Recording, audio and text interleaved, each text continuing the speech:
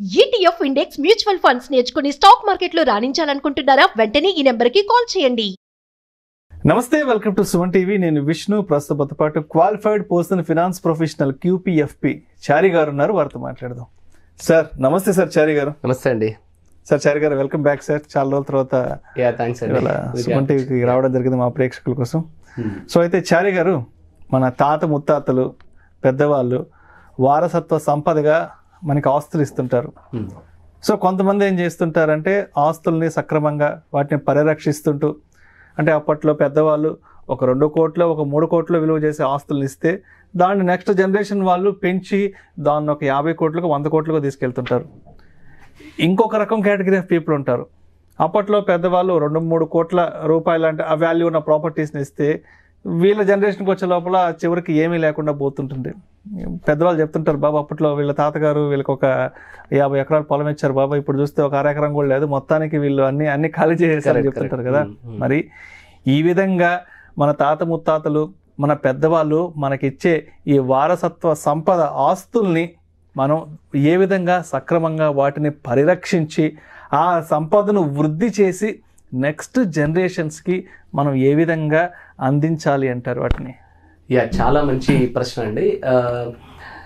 మన పేరెంట్స్ కానీ grand parents కానీ మన తాత ముత్తాతల నుంచి వచ్చిన యాన్సిస్ట్రల్ ప్రాపర్టీస్ ఇవన్నీ కూడా ముఖ్యంగా ఏ రూపంలో ఇస్తున్నారు మనకి? వాళ్ళు ఎక్కువ ఏ రూపంలో ఇస్తున్నారు అంటే భూములు, స్థలాలు, పొలాలు, ఏదైనా బిల్డింగ్స్ ఇట్లా ఇస్తారు. ఎగ్జాక్ట్లీ. సో వాళ్ళ ఊర్లో ఉన్న పొలాలు, ఊర్లో వాళ్ళు ఉన్న ఇల్లులు, ఓకే, స్థిరాస్తుల రూపంలో ఇస్తున్నారు. గోల్డ్ కానీ స్టాక్స్ కానీ చాలా రేర్ గా ఇస్తున్నారు, చాలా తక్కువ. బట్ 90-95% ఇదే రూపంలో ఇస్తారండి. ఓకే, ఇప్పుడు ఈ యాన్సెస్ట్రల్ ప్రాపర్టీస్ తీసుకున్న ప్రతి ఒక్కరు ఇప్పుడున్న జనరేషన్ లో ఏం చేస్తున్నారంటే, చాలా మంది అంటే కాపాడే ఉద్దేశం ఉన్న వాళ్ళు, మీరన్న ఆ 10% కేటగిరీని పక్కన పెట్టేస్తే కాపాడాలనుకునే వాళ్ళు ఏం చేస్తున్నారంటే ఎక్కువ మటుకు ఈ ఆస్తి నేను ముట్టుకోను, ఇది ఇలాగే తీసుకెళ్లి నా నెక్స్ట్ జనరేషన్ కి ఇస్తాను అని అంటున్నాను. ఓకే, పర్లేదు, అది ఒక విధంగా మంచి ఆలోచనే. నువ్వు దాన్ని 1 రూపాయి కూడా దానిలో తినకు, కానీ వచ్చినట్టుగా వాళ్ళకి అందిస్తే ఇంకా నువ్వెందుకు మధ్యలో? నువ్వేం చేయాలి? దాన్ని వాళ్ళు ఆల్రెడీ గ్రో చేసి ఇచ్చిన దాన్ని నువ్వు కూడా మళ్ళీ గ్రో చేసి వాళ్ళకి ఇవ్వాలి. అంటే వాళ్ళ ఆస్తుల్ని కాపాడడం ఒకటే నీ రెస్పాన్సిబిలిటీ కాదు, దాని విలువను కూడా పెంచాలి, 10 రెట్లు పెంచాలి, దాని వాల్యూని ఇంక్రీజ్ చేసి పిల్లలకి ఇవ్వాలి. ఓకే, సో ఇది నీ అసలైన రెస్పాన్సిబిలిటీ. ఓకే, ఇప్పుడు పేరెంట్స్ కానీ మన గ్రాండ్ పేరెంట్స్ కానీ వీళ్ళందరూ మాక్సిమము ఈ ల్యాండ్స్ ని, పొలాలని, ఇల్లుల్ని, వీటిని అంటే మాక్సిమం రియల్ ఎస్టేట్ ని, ల్యాండ్ బ్యాంక్ ఎక్కువ ఎందుకు ఆస్తులుగా ఇచ్చారు మనకి? వేరే ఆస్తులు ఎందుకు ఇవే ఎందుకు ఇచ్చారు అంటే, ఇక్కడ ఏమవుతుందంటే ఎవ్రీ 100 years అనుకోండి, లేదా ఎవ్రీ జనరేషన్ అనుకోండి, ఒక్కొక్క ప్రోడక్ట్ కి ఒక్కొక్క వాల్యూ ఉంటుందండి. For example last 100 years generation ని తీసుకుంటే ల్యాండ్స్ కి ఎక్కువ వాల్యూ ఉంది కాబట్టి ల్యాండ్స్ ఇచ్చారు, దాన్ని మనం ఆస్తులు అంటున్నాం, దానికి వాల్యూ ఎక్కువ ఉంది. ఓకే, అంతకుముందు మీరు అబ్జర్వ్ చేస్తే ఒక 100 years బ్యాక్ ల్యాండ్ కి కంచెలు ఉండేవి కాదండి.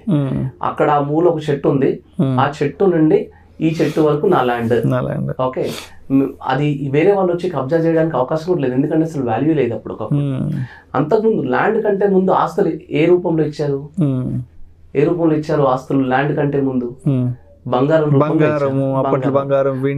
కంటే ముందు వజ్రాల రూపంలో. అంటే ఏమవుతుందంటే ఎవ్రీ 100 years కి ఒక్కొక్క ఇన్స్ట్రుమెంట్ కి వాల్యూ చేంజ్ అవుతుంది. సో తర్వాత గోల్డ్ కి వాల్యూ వచ్చింది, ఫస్ట్ వజ్రాలకు ఉంది వాల్యూ, తర్వాత జనరేషన్ కి గోల్డ్ కి వచ్చింది, తర్వాత జనరేషన్ కి ల్యాండ్ కి వచ్చింది. అలాగే మనం ఏం అబ్జర్వ్ చేయాలంటే, ఇప్పుడున్న జనరేషన్ తర్వాత మనం నెక్స్ట్ జనరేషన్ కి ఇవ్వాలనుకుంటున్నప్పుడు ఏ ప్రోడక్ట్ కి ఎక్కువ వాల్యూ ఉంటుందో ఆ ప్రోడక్ట్ కి మన ఆస్తులను కన్వర్ట్ చేసి వాళ్ళకి ఇవ్వాలి. సో ఇప్పుడు ఏది లైమ్ లైట్ లో ఉందో దాన్ని ఐడెంటిఫై చేయాలి మనం. ఎగ్జాక్ట్లీ. సో అదే మనం తీసుకొచ్చే వాళ్ళు కూడా బంగారం ఇచ్చుంటే ఇవాళ వాళ్ళకి వాల్యూ క్రియేట్ అవ్వలేదు, ఇవాళ వాళ్ళు ల్యాండ్ కన్వర్ట్ చేసి ఇచ్చారు కాబట్టి మీ ఆస్తులు గ్రో అయ్యాయి. ఓకే, ఇప్పుడు వాల్యూ ఎక్కడ క్రియేట్ అవుతుంది అనేది మనం కొంచెం బాగా అబ్జర్వ్ చేసి చూడాలి. ఓకే, ఫర్ ఎగ్జాంపుల్ మన మెట్రో సిటీ ఉంది. ఓకే,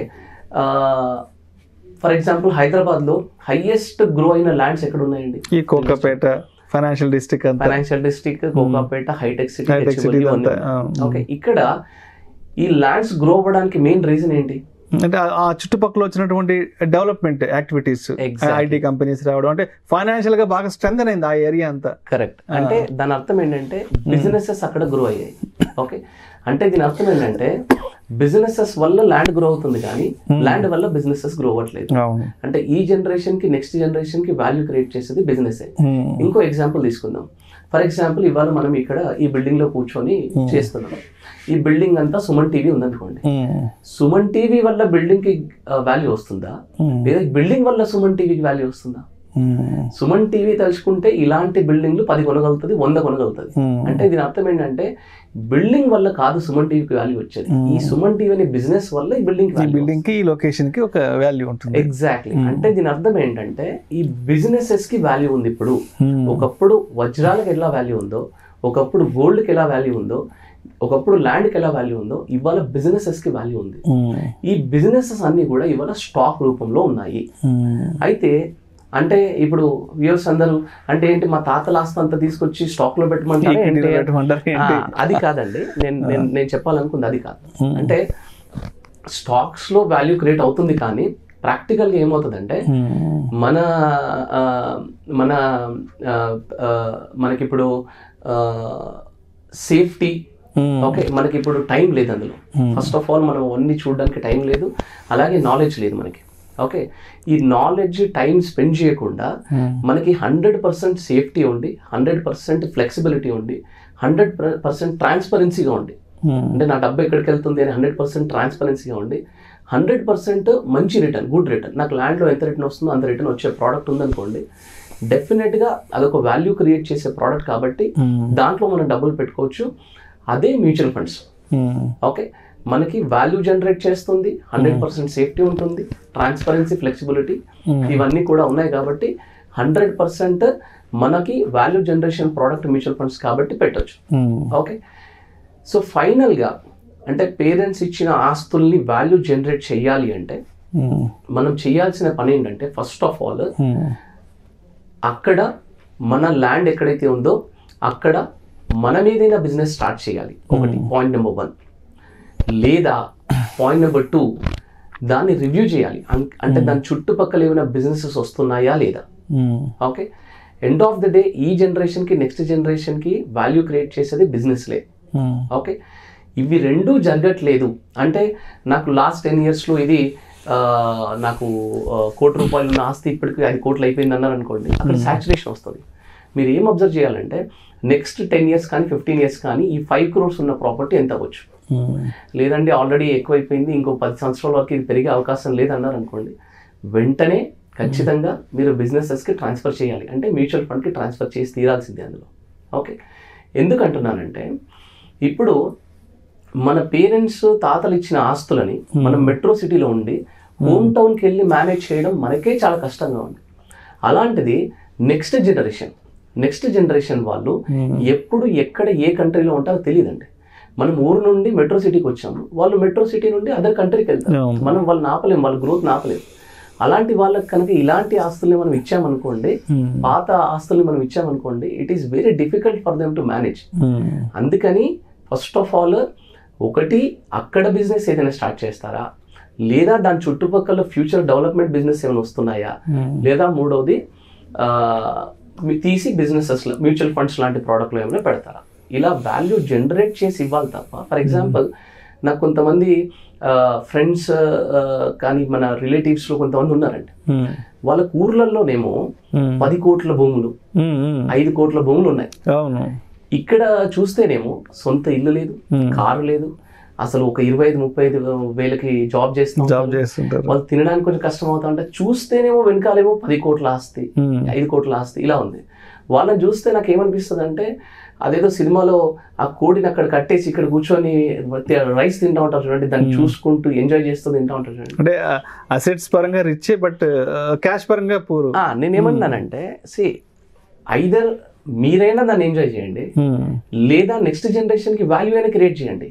ఏమీ చేయకుండా అటు మీరు చేయట్లేదు, అటు వాళ్ళకి వాల్యూ క్రియేట్ చేయట్లేదు, రెండూ చేయట్లేదు. సో ఇలాంటి ఆస్తులు చాలా ఉన్నాయండి, ఇలాంటి వాళ్ళు చాలా మంది ఉన్నారు. ఈ ఎస్పెషల్గా ఈ వీడియో వాళ్ళకి చాలా ఇంపార్టెంట్. నేను ఏమంటానంటే అవి తీసుకొచ్చి మీరు ఎంజాయ్ చేయమని నేను చెప్పట్లేదు, బట్ నెక్స్ట్ జనరేషన్ కి అందిస్తాం అన్నప్పుడు మాత్రం ఖచ్చితంగా దానికి వాల్యూ క్రియేట్ చేయాలి. వాల్యూ క్రియేట్ చేయాలి అంటే ఈ 3 ఆప్షన్స్ చూడాలి. బిజినెసెస్ లో అక్కడ బిజినెస్ పెడతారా, చుట్టుపక్కల బిజినెస్ వస్తున్నాయా, లేదా తీసి మ్యూచువల్ ఫండ్ లో పెడతారా. So end of the day value create చేయాలంటే మాత్రం బిజినెస్ ని యూజ్ చేయాల్సిందేనండి. Thank you so much Chari గారు. థ్యాంక్స్ అండి. తాత ముత్తాతలు పెద్దవాళ్ళ నుంచి వచ్చిన వారసత్వ సంపదను దాన్ని ఏ విధంగా వృద్ధి చేసి నెక్స్ట్ జనరేషన్స్కి అందించాలి అన్న దాని గురించి చాలా చక్కగా మీ అనాలిసిస్ తెలియజేసి thank you so much. Thanks అండి. నమస్తే.